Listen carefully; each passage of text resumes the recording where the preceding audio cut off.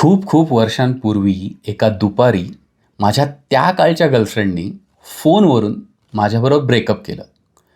त्याच दिवशी संध्याकाळी माझ्या एका खूप जुन्या मित्राने माझ्याबरोबरची फ्रेंडशिप तोडून टाकली. त्याच महिन्यात मी माझा जॉब पण सोडून दिला. खूप बकवास महिना होता तो.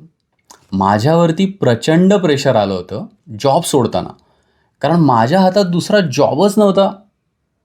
पण सोडून दिला आणि रिलॅक्स झालो. मग एक कमी पगाराची नोकरी निवडली आणि MBAमध्ये ॲडमिशन घेतली. नोकरी करता करता MBA पूर्ण केलं आणि घोडदौड सुरू झाली ती इथपर्यंत.